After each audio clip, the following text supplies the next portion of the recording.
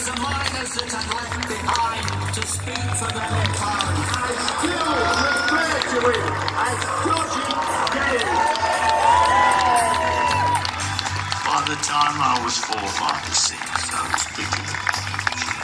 And I've culminated beyond rally. And I have been in jail, all the rest of it. And I'm proud to report every single day.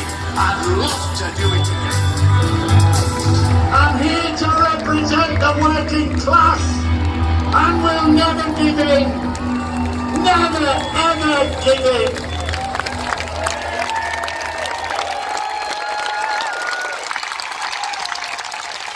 Wow! How many times has it gone to the Gala? Remember? I think it's about 12. Well, we'd like to accept Dennis's painting by our local artist, Karen Thompson. It's an appreciation of your lifetime commitment to Durham miners and socialism. I think it actually looks like you.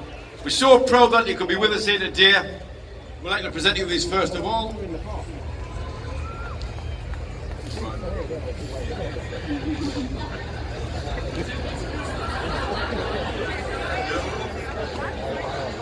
I think it's vibration by finger.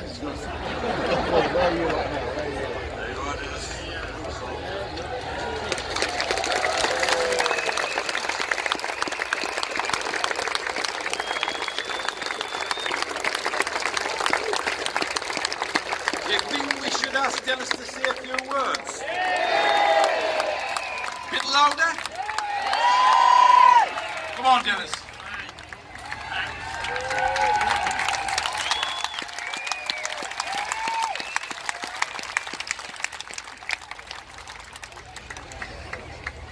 I know that the big meeting is changing. Why do I know? Because I've been stopped 300 times for selfies.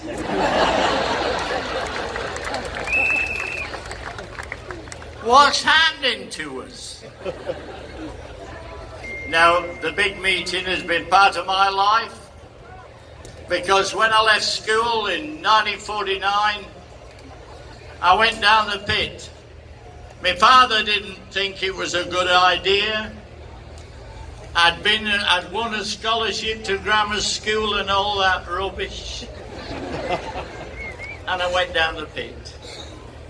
But I've known ever since that everything that I've done in life has been a tribute to the miners in all the far-flung areas of Britain, because I've done every single rally that there could be, and I've enjoyed it all. And then they sent me to the Palace of Varieties. I had to beat a Labour man who'd left the Tory party. Does that sound familiar? And so I beat him on the ballot. He worked for the BBC, and he was part of the Roy Jenkins mob. Can you remember him? Roy Jenkins. He says, I leave without wanker. I said, I thought you were taking Marquand with you. So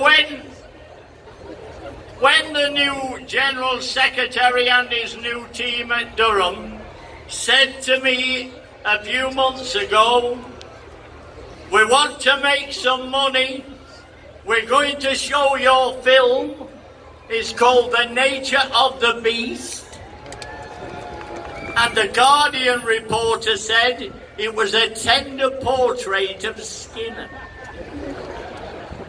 But we filled the hall up there. We made £3,000 for the Gala fund. And that's why they've got a roof over my head today. They've started spending it.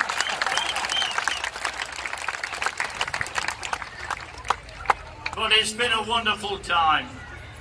I first came up here in the early 1950s as a young raw miner, and then in 1978 I was selected to speak with a fella, do you remember him, called James Callaghan?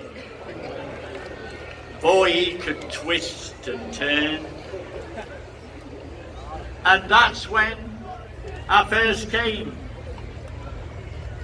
I can't hear what you're saying. Somebody pass him a mic. I hope it's not one of those sea of angry faces that I meet in the House of Commons every time I stand up. Because that's what it's like. But when you come to the big meeting, you're talking to people who by and large have had the same kind of experience as yourself. And that's why it's important. I've listened to all the speeches here today, and I have to tell you, it's the finest team we've ever had at the big meeting in any year I've been in. We're not allowed to speak for very long, and they'll probably pull the plug on me.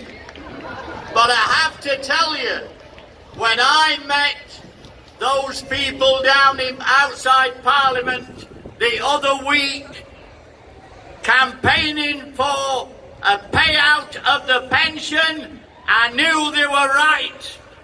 And that's why I'm pleased a couple of speakers have already referred to it. Jeremy, when you made a decision about education fees, you touched upon a very important strand. Millions of young people decided you were right. That's why you finished up at Glastonbury. That's why they sing songs about you. We want you to do something else now, and that is to take the government on with its miners' pension scheme money. They've already took £3.5 billion out of the funds. It has to stop. And we have to stop them. The Labour Party should make a statement in a short period following this meeting in which we make it clear that we're not going to allow the Tories to wait until every miner is dead and gone and they pocket the money. We do something now. And we have to make payments to the miners so that we can get something out of this deal. It all began under John Major, do you remember him? The man that had 7p's on his knife. I mean, it takes a clever businessman to do that. But he was the one that privatised, along with the rest of the Tory government, they privatised the coal industry. And the result was they took half of the money from the pension scheme as well. We have to put a stop to it, Jeremy. You have to imagine you're in the lobby with me. He always has been, he says. In the old days when we voted against the Libyan intervention and the Afghanistan war, and there were only 13 of us, and Jeremy was one of them. I knew that when he stood for the leadership of the Labour Party, he'd win with the masses of voters that were going to take part. A man after my own heart. I used to say to him in the lobby, why are you voting against the Afghanistan war? And it was always a very long-winded reason. It was typical Jeremy. He'd been brought up in a household where his father said, and he was a socialist, do you want to make a contribution, Jeremy? And my father said, who worked in the pit like me, shut your bloody mouth, it's not your turn yet. But we both finished in the same lobby. And that's important. You judge people by what they do in life and not what they say. And this man has been on the right side every single time.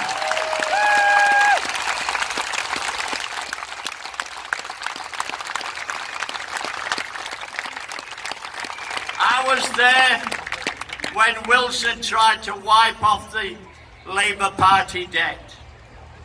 And Wilson was a clever man with 2 firsts at Oxford, but he couldn't write off the debt.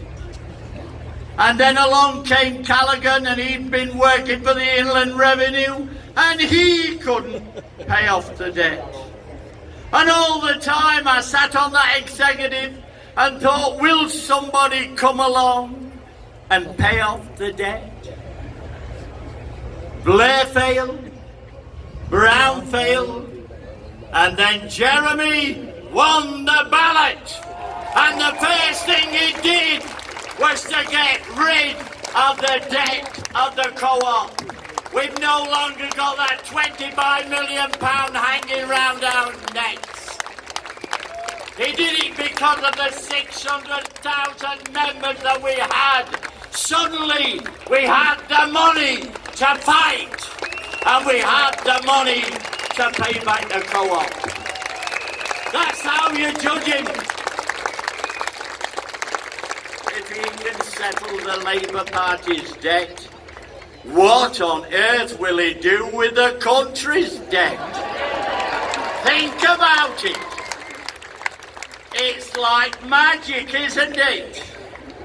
So I want him to start the process today, if he can, to deal with the miners' pension just like he did with student fees.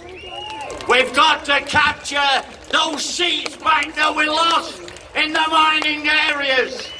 We have to make sure that the miners in Durham and Northumberland and all the rest of it, all those families that had people that work in the pits, we want them to join this happy band here today and vote Labour and get Jeremy into number 10. Even the opinion polls before I spoke give him a lead over tedious Theresa. I might get thrown out for that. But she is bloody boring, isn't she? Anyway, there are a lot of things to do and a manifesto to build. And today we've had speeches on this platform that have helped to build that manifesto for the future. And that's why I'm confident in the future that that man who stood with me in the lobbies might well be in another lobby soon. He'll be leading the party, but he'll be leading it to victory. We'll beat the Tories hands down. We'll beat the Liberal Democrats. We'll beat the Scottish Nationalists. All of them will fall before us. Give your support to Jeremy Corbyn. Thank you very much.